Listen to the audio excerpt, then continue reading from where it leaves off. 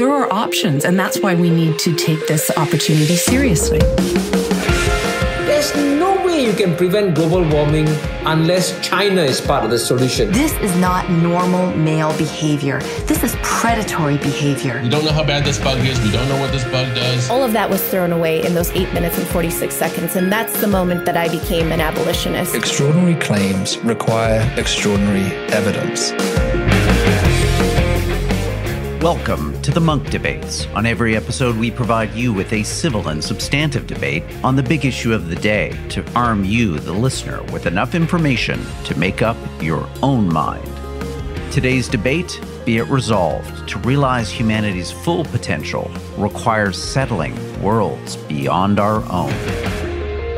NASA's upcoming Artemis mission will mark a significant milestone in U.S. spaceflight history when it lifts off in late 2024. Not only will it be the first time that American astronauts have traveled further than low Earth orbit since the 1970s, and not only will it be the first opportunity for a female astronaut to step foot on the moon. The Artemis mission will perform crucial groundwork needed for humanity to further explore and potentially colonize our nearest celestial neighbor. In order to make Mars work, we need kind of the next generation of rockets and spacecraft. And we think we've got something that will enable people to move to Mars for approximately $500,000. An orderly and fair use of resources will produce wealth and make the moon Earth's 8th continent, offering major benefits to humanity and contributing to world peace. The Earth is finite, and if the world economy and population is to keep expanding, space is the only way to go. Hello, I'm your moderator, Rudyard Griffiths. Well, this past year has seen an onslaught of disruptions that call into question our ability to coexist with our natural environment. Flash floods have swept across China and northern Europe. The eastern United States has been inundated by hurricanes and floods, while the western U.S. has suffered record forest fires and heat waves. All of this is happening as a global pandemic continues to rage on. The seeming growing instability and threats plaguing planet Earth has some of us asking if we need to start looking for a plan B to ensure the survival of humanity. A growing movement of astrophysicists, biologists, and space billionaires are doing just this, imagining that humanity's long-term salvation lies off-planet. Supporters of space exploration argue that we are at the beginnings of a new stage of technological revolution and development that puts the possibility of leaving this world for others tantalizingly within our reach. There are really two fundamental paths. History is going to bifurcate along two directions. One path is we stay on Earth forever, and then there will be some eventual extinction event. I don't have an immediate doomsday prophecy, but eventually history suggests there will be some doomsday event. The alternative is to become a spacefaring civilization and a multi-planet species, which I hope you would agree that is the right way to go. But detractors of the plans to settle space dismiss it as an immeasurably expensive and unattainable fever dream. For critics of going galactic, it would be far more prudent to invest the scarce time and resources that humanity currently has into fixing the real and urgent problems here on Earth, the only known terrestrial body that hosts life. Beyond the massive technological achievements required, there are simply too many unknowns about how and where life originated on this planet and in the rest of the universe to assume that it can survive in an inherently cruel and threatening solar system and cosmos. People are saying, oh, this is like the era of the great explorers. No, it's not. Columbus could breathe the air when he got off his ship. He could fix his ship because the trees in the New World were made out of wood, just as they were in Europe. On Mars, you can't do that. On this installment of the Munk Debates, we challenge the essence of these arguments by debating the motion, be it resolved, to realize humanity's full potential requires settling worlds beyond our own. Arguing for the motion is Milan Ćirković, research professor at the Astronomical Observatory of Belgrade and author of Global Catastrophic Risks. Arguing against the motion is Lord Martin Rees, Astronomer Royal and former president of the Royal Society. He's the author of a number of internationally best-selling books, including On the Future, whose updated paperback edition is due out this October, and The End of Astronauts, due out March 2022. Milan, Martin, welcome to the Munk Debates. Hello. Hello. This is a terrific debate for us to be having today, a kind of nice breakaway from everything COVID-19 related. Our debate motion, be it resolved, to realize humankind's full potential requires settling worlds beyond our own. Martin, you're arguing against our debate resolution. Let's hear your opening statement. I think we've got to have semantics to start with, because the question is whether we're talking about humankind or the future of intelligence. As astronomers, we realize that the time lying ahead is probably longer than the 4 billion years which has elapsed for Darwinian evolution. And therefore, if we think far ahead to when the Earth dies, still more to when the cosmos dies, we're talking about entities which are not human, they're post-human, and maybe as different from us as we are from slime mold. So if we look that far ahead, then I'm prepared to accept that there's something in the resolution. But if we really, by we, mean humans, entities which are flesh and blood like us, I strongly disagree with the motion. The reason is that we are adapted to live on the Earth, and the kind of places where colonies are envisaged, like on Mars, for instance, are far less hospitable than the worst places on Earth. So to live on Mars is worse than living on the ocean bed, on the top of Everest, or at the South Pole. So it would take many, many thousands of years to terraform Mars to make it habitable. And by that stage, I believe that genetic modification would have changed humans into a different species anyway. So as long as humans are human, I genuinely don't believe that we will have any reason to emigrate. And I would go further and say that it is a dangerous delusion to think that we can escape the Earth's problems by going to Mars, because dealing with climate change, though a big challenge, is a real doddle compared to terraforming Mars. So my view is that we are adapted to Earth. It's our only home.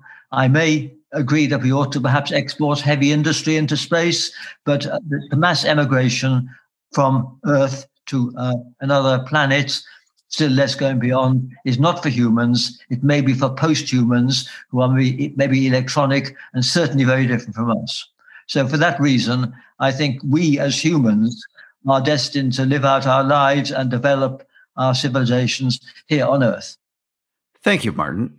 These are big questions, and I really look forward to unpacking all of them as we continue this debate and conversation. Now an opportunity to hear the other side of our debate today.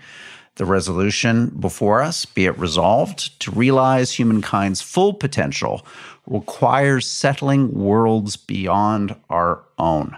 Milan, you're arguing in favor of our resolution today, so I'm going to put a couple minutes on our proverbial debate clock and turn the program over to you. Thank you so much. It is a great honor and great privilege to be here and to participate in Munk debates, which are rightly so prestigious and authoritative around the world. I do believe that for human prosperity and for realizing humanity's full creative potential, we really need space, we really need space resources, and we really need a kind of space expansion. First of all, humanity, as humans, we are migrating and expanding species. We have always been. Since the very beginning of our evolution or our primate ancestors, we have always been, and we originated in a very, very, very small area of our planet, the Olduvai Gorge in Tanzania, which is like about 48 times 20 kilometers. This is like maybe 6 millionths of the total terrestrial real estate, even if we only count land surface area. So to impose an artificial cutoff in space would be completely arbitrary and unjustified to our migrations and expansion. We are also species surviving in time. And we actually, if we wish to achieve full human flourishing, we actually need more time than just a single cosmic habitat just our planet can provide. This would be a kind of an artificial temporal cutoff. And of course, there is a whole bunch of arguments based on issues of risk and safety. I won't go there as much right now, perhaps to some of our listeners' surprise, because I actually think that the arguments going from global catastrophic risks and existential risks are indeed important, but they are a little bit over-debated and over-discussed. They are perfectly sound arguments which do not invoke risk in general, but we need to acknowledge that we are safer when eggs are put in multiple baskets.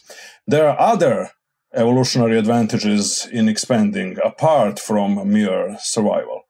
There are many worthy human achievements which almost by definition could never be realized if humanity remains bound to Earth. So there is an expansion of future design space, the space of what an intelligent species can achieve, which simply require more resources or a different kind of resources than we have on Earth, which is nice planet, great planet, beautiful planet, but it is a very, very, very, very, very small part of the total real estate or the total number of habitats in the universe.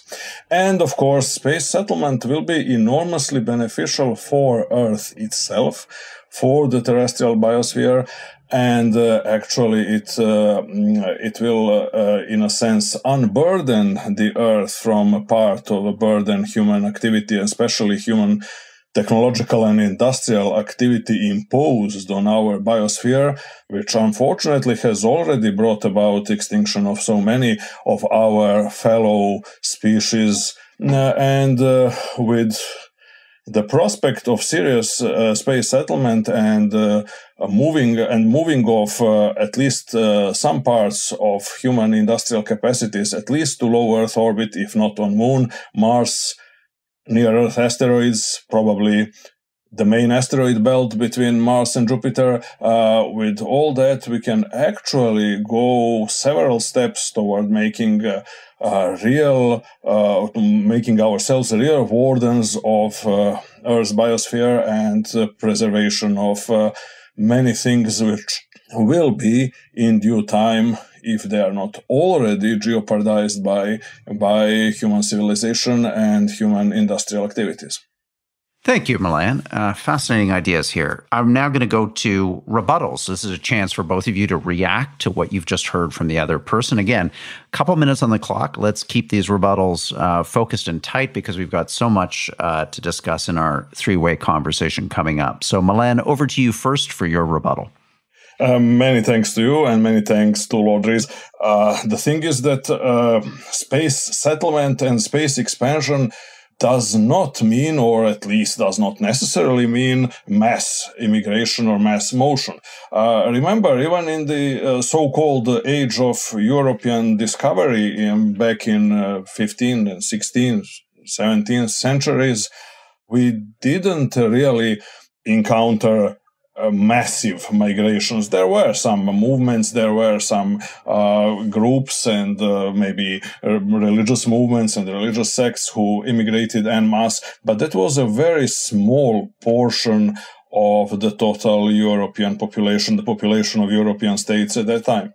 And yet, important ideas and important technologies and important intellectual resources were exported around the world. So we have the rise of, say, countries like Canada or United States of America or Australia, which would have been impossible without intellectual resources which were drawn from Europe, and not necessarily some mass migration. It wasn't the case that,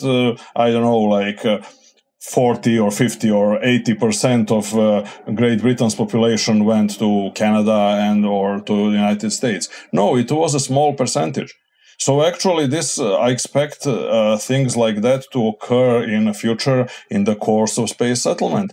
There will be a small percentage of pioneers or people who are either highly motivated or maybe desperate enough. That was also the case during the age of discovery. So they will create some new structures, including new social and political structures elsewhere.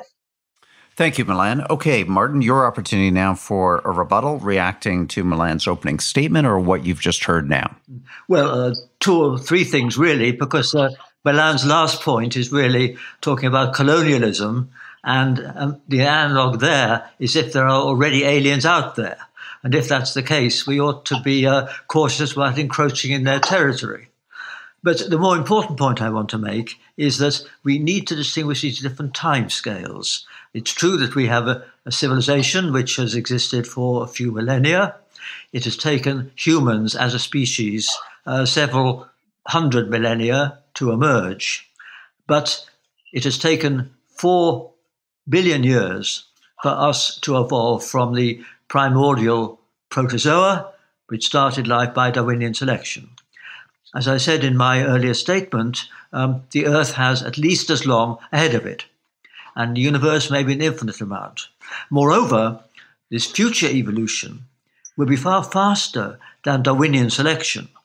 It'll be what I like to call secular intelligent design, where creatures, maybe flesh and blood to start with, but maybe eventually organic or electronic, they will design their progeny to adapt to these alien environments.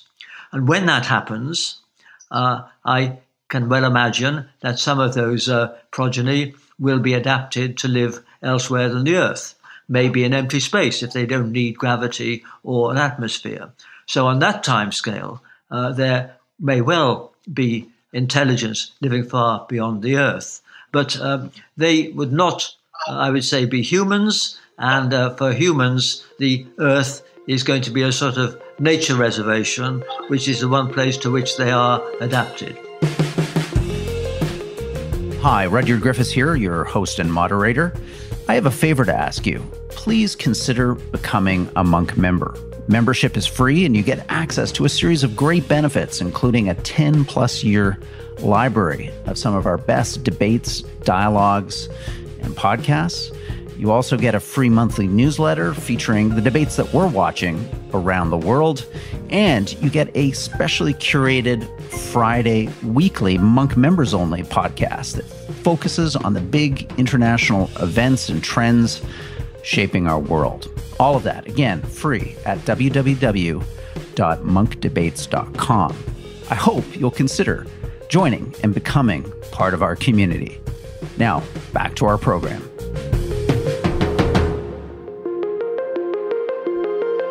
Okay, my opportunity to join the conversation now and think of some questions that are top of mind for our audience. And Milan, maybe to come to you first, what I'm sensing here from you and Martin is a disagreement over timelines and the periods within which the potential for space exploration, for humanity's migration from planet Earth to the stars will occur in. And I want to hear a little bit more from you about, I assume, why you're more optimistic that this is something that happens sooner rather than later. It happens before maybe Martin's view that it's really only a silicon-based life intelligence that will own the stars, possibly originating from this planet. It's not going to be a biological human in the sense that the three of us are today. So why are you more optimistic about the immediate term possibility of space exploration and human habitation beyond our planet?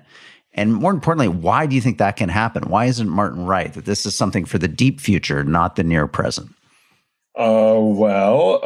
Martin himself has mentioned that the things are accelerating. So actually, we shouldn't really judge ourselves and our creative potentials by the evolutionary timescales or some timescales which are very long, even historical timescales in the past when things unfolded very slowly. In a sense, we have. I would say that most of the reasons which actually people are usually listing in opposition to space settlement are actually completely compatible with space settlement. Now, at least from the point of view of what Martin mentioned about not necessarily colonialism in that negative sense of the world, we at least know that, for instance, Moon and near Earth space and perhaps also main belt asteroids are uninhabited. There's no one there. There is no discussion about having intelligent extraterrestrials anywhere near us, or at least not that their interest will conflict with ours anywhere in the solar system. And but that brings me to another argument, which is actually relevant for this debate, which is that if we do relinquish space expansion, as some skeptics, I don't mean that Martin is necessarily among them, but some skeptics argue, we don't have lacking any knowledge of some kind of alien Munk debates going right now, or some Zeta Reticuli or whenever, we don't have any reason to believe other extraterrestrial beings will do the same. So actually, it would be even prudent, if we are thinking about ensuring our long-term survival, that we at least set claim to some cosmic real estate and cosmic resources, at least in our vicinity. And those resources are huge. That is one thing which should motivate people from a purely commercial and purely utilitarian perspective, because there are huge resources available in near Earth space, say in the inner solar system between Sun and the main asteroid belt. You have basically a single M-type asteroid like 16 Psyche, which has more resources in form of heavy metals for a couple of orders of magnitude than what human civilization has extracted so far from Earth. And what human civilization has extracted so far from Earth is a lot. There is a single mine at the north of Sweden called Kirunavaara, which actually extracts enough iron to build 6 Eiffel Towers per day, each day. So we are actually extracting lots of Earth resources, and that is, again, a moral or ecological or eco-ethical point I was trying to make, that it is to Earth's benefit to reduce our extraction of the terrestrial resources in favor of extracting resources from outer space, mainly from asteroids and perhaps from the Moon.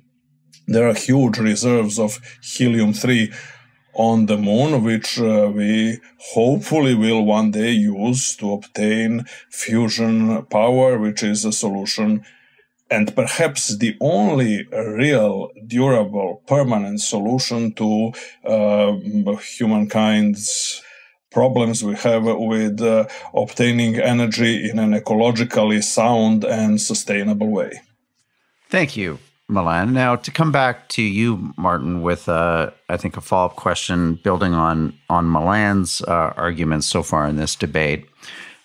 Why isn't there a kind of risk mitigation strategy here regarding space colonization? You, like Milan, are somebody who's been thinking a lot and trying to get humanity to think more about existential risk. Why doesn't it just, as a matter of prudence and precaution, make sense to try to take one of our eggs out of this so-called basket Earth and put that germ of humanity, all of the knowledge, experience, everything that makes us unique as a species, somewhere else outside of this one fragile biosphere that we know as Mother Earth? I agree that we can make use of space to export heavy industry and perhaps to have a few people living away from the Earth as a sort of insurance policy against the worst possible things that can happen to the Earth. But so long as we remain as humans, with the same physiology and the same attitudes, I don't think any of these habitats is going to be as attractive as living on the Earth. People don't want to live at the South Pole. They won't want to live in a colony on Mars. I don't think they'd want to live in one of these massive space colonies, which Bezos and O'Neill have envisaged. So I think the Earth is the favored habitat, and people will not want to live in large numbers in these other places. And that's why I do think that it is going to be the post-humans who do this colonization. But to turn again to timescales, I think that post-humans may exist within 1 millennium by genetic modification and a few generations. And it would take longer than that to terraform Mars and to build these vast colonies in space. So I think humanity will have changed on a shorter timescale than building these large engineering constructions elsewhere in the solar system. And of course, if we can have those big changes in 1,000 years, then think of what could happen in 1,000 million. Indeed, we can't envisage it at all. So we have no idea whatever of what things will be like in the far future. Yeah, thank you, Martin. So this brings up a good question, Milan, which is, terraforming Mars or setting up a sustainable human habitation on the moon just seem to be challenges of an order so much greater than the rather urgent challenge we face right now of stabilizing our own biosphere, of dealing with the effects of runaway climate change. I mean, both as a problem to solve and in terms of the opportunity costs, why isn't it just, unfortunately, kind of a realization that we've kind of broken this planet. We have potentially the tools to fix it. That has to be job one. And until we've done that, trying these, Herculean tasks of bringing permanent human habitation to extraterrestrial bodies beyond our own, it seems foolhardy, and maybe it seems almost a bit negligent or a bit out of touch in terms of the real challenges that we face as a species right now on this planet. Well, I do think that these tasks are mutually entangled, and actually that you cannot really have one without another, even if you can somehow mask one so that it seems that you are not caring about the other. The most important source of our problems is what can be called permanent energy crisis. If we wish to resolve humanity's energy consumption once for all, we need to go to nuclear fusion, controlled thermonuclear fusion, which is an idea which has been pursued for like 5-6 decades by now. And ITER, which is the most advanced research facility ever created by humans, is nowadays they are just finishing it in France, which will try to recreate this process by which our sun and all other stars in the universe obtain their energy. And one of the most promising fuels for fusion reactors is, as I mentioned, helium-3, which cannot be found in any appreciable quality on Earth, but is rather widespread in our cosmic environment. So with other things, we are now exerting industrial pressure on ecosystems exactly because of the fact that our resources on Earth are by definition limited. Jared Diamond wrote this wonderful book, Collapse, which argues and explains why cultures of the Easter Island, of Mangareva Island, or other isolated islands, which were wonderful cultures, which created impressive monuments, which had impressive culture and cultural achievements, but they collapsed because they were isolated, because they were just limited to resources available on some small portion of our planet and completely disregarded the rest of the globe. Why is Earth itself any different from a hugely magnified Easter Island? It is not.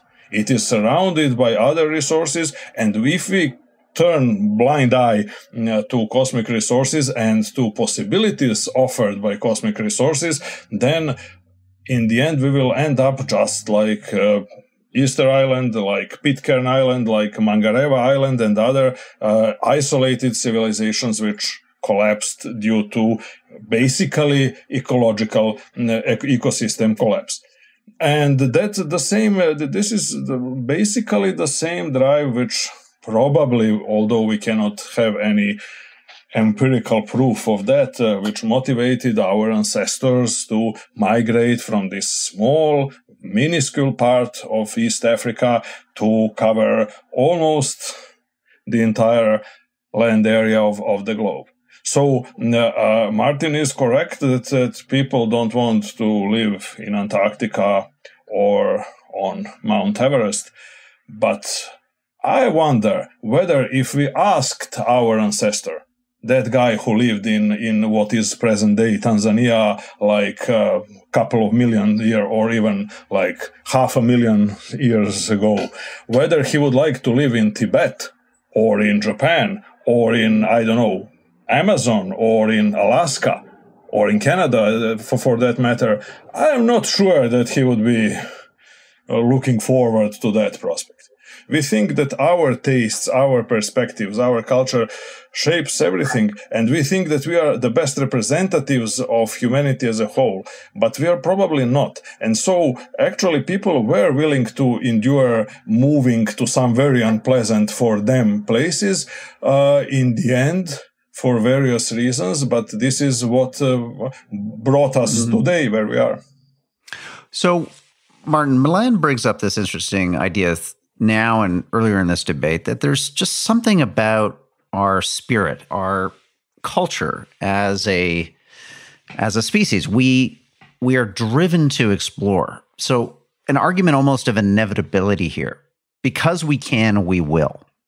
So I'm trying to understand, Martin, if your pessimism about the colonization of other worlds at all has to do with technology? Is it more of a cultural argument? Where do you come down in terms of what are going to be the big breaks on what Milan rightly points out is historically, looking back over centuries, a relentless drive towards conquest and exploration that seems to be hardwired kind of into our collective psyche?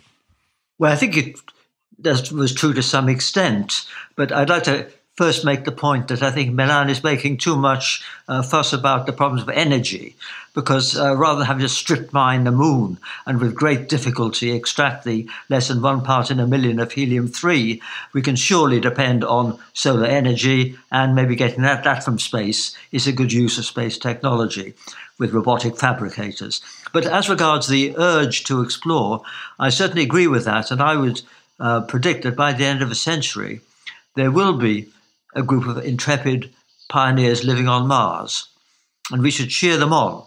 And we should cheer them on because they will be the precursors of the post-humans. And this is why we are comfortably adapted to the Earth, so we don't want to modify ourselves, and there will be, I hope, regulations on the use of bio and cyborg techniques. Whereas those guys on Mars will be away from the regulators, and moreover, since they're ill-adapted to Mars, they'll have a great incentive to modify themselves. So that's why I quickly think that they will become a different species. And that different species will have mentalities we can't predict, even if they're flesh and blood. And of course, if they are near immortal electronic entities, then of course they will perhaps not want to be on a planet at all, and they won't be daunted by interstellar voyages. So that'd be quite different. But I think if we think about entities whose motives we can understand, then I still think that the Earth is the only place where they would prefer to live. And just one other point, that we should think that these post-humans in the far future, they will be not evolved by Darwinian selection. They'll be evolving by design, as I said. And whereas Darwinian selection favors intelligence but also aggression Intelligent design may not. And for that reason, these superhuman brains may be just living contemplative lives. And this is my answer to the Fermi paradox. They may be out there thinking deep thoughts, having no need to expand, and out there. And that may be the very far future for intelligence. But again, that's very different from humans. They won't have human emotions or human attitudes. And of course, whether they have consciousness and self-awareness in the way that flesh and blood does is an issue which philosophers are still debating. Fascinating. So, I mean, Milan, do you have any objection to the idea that it isn't humanity as we know it? I mean, why be hung up on the idea that the civilization that we create beyond our world has to look like the one on our world, and that those intelligent entities have to be, in a sense, proximate somehow to our current, biology and genetic composition? I mean, in other words, why does space exploration have to be a human activity? Why isn't Martin right that this is something best left to posthumans, to another phase of our existence? I would agree with Martin on that. I don't have any problem with that. The issue is that the only thing is that I don't really regard those posthumans as really, even if they are in some formal sense separate species, I would still regard them as brothers, if you wish. I still think that we need to adopt morality which is as inclusive as possible. And I think that we have a whole bunch of ethical arguments actually in favor of that and of space settlement in general, if one subscribes to a kind of life-centric, or even, if you wish, mind-centric or psychocentric ethics, which actually puts some large and intrinsic moral value on life and mind, that immediately leads one to conclude that we have moral duty to spread life and mind over non-living matter. And I wish to put emphasis on minds exactly because that is what, after all, was the beginning of astronautics and the beginning of a space era with Konstantin Tsiolkovsky, who famously stated that the Earth is the cradle of mind, but one cannot live in a cradle forever. So actually, if you feel kind of brotherhood with all minds and in a wider sense with all living creatures, then in that sense you have even ethical and moral duty and ethical incentive to go around and spread life and mind throughout the universe. So thus enriching the universe in real moral values. So our debate today, for listeners joining us, it's been, be it resolved to realize humankind's full potential requires settling worlds beyond our own. Let's, gentlemen, move to closing statements. Martin, this is your opportunity to kind of sum up the key points that you'd like to leave our listeners with, and also maybe underline any of the particular disagreements that have surfaced in this debate and your interpretation of them. Thank you very much. I think perhaps the difference in our views is partly that we are thinking about different timescales. I think in the next 50 or 100 years, we may have small communities living away from the Earth under conditions of explorers in the past. But if we think very far ahead, and we bear in mind that future evolution is going to be much, much faster than the evolution that led to us by Darwinian selection, and also may not favor aggression, then we've got no idea what it would be like. And although up to a point we should have a fellow feeling with creatures who aren't very like us, it's stretching things a long way to say that an amoeba or slime mold should have a fellow feeling with us. And the time it's going to take these things as different from us as we are from slime mold is going to be less than the 4 billion years it took us to evolve, because it'll happen on a directed rather than random evolutionary path. So I think we've got to be completely open-minded about what happens in the far future, I would say beyond a few tens of thousands of years. But up to that time, I think we've got to cherish our Earth as the favored home for humans, unless they are drastically modified by cyborg or genetic technology. We may benefit by exploiting space for some resources, but that can be done by robots. I don't think humans will ever want to go in large numbers beyond the moon at the furthest.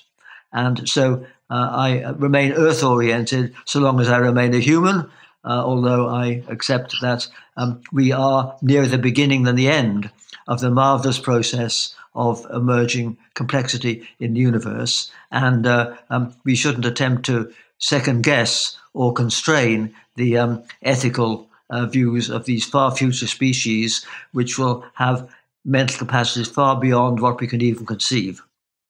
Thank you, Martin. Excellent summing up. Well, we're going to give you, Milan, the last word in our debate today. Be it resolved to realize humankind's full potential requires settling worlds beyond our own.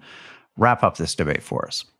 Many thanks. I would encourage any of our listeners to take up Martin's book, which is To Own the Future. I agree that in one sense, space exploration and space settlement will lead us into post-human future, but I don't see anything particularly dangerous, risky, or repulsive in it in general. So I tend also to agree with Martin that future non-human intelligence emerging through non-Darwinian evolutionary processes will be rather more benign and less aggressive and less burdened by this evolutionary baggage of our past. So in one way or another, utilization of space resources, our exploration of space, and space settlement in one way or another, it need not be a kind of massive movement, massive emigration, mass migration. This is nonsense. It will always be a kind of slow, expanding process of continuous improvement and continuous self-evolution and self-improvement, which will lead us into post-human era. And I do think we should cheer for the post-human era. Hear, hear for post-humans. Thank you, Martin, Milan, for a terrific, far-reaching debate. I feel my mind has been expanded, and I've just learned so much listening to you both. I feel this is the start of an intellectual curiosity for me. So we will have your books and a number of other suggested readings up on our website for this episode of the Munk Debates podcast. And again, on behalf of the Munk Debates membership, Martin, Milan, thank you so much for coming on the program. Thank you very much. Thank you as well. It was a great experience, and I do hope there will be more debates, more discussions on those pressing issues in the near future.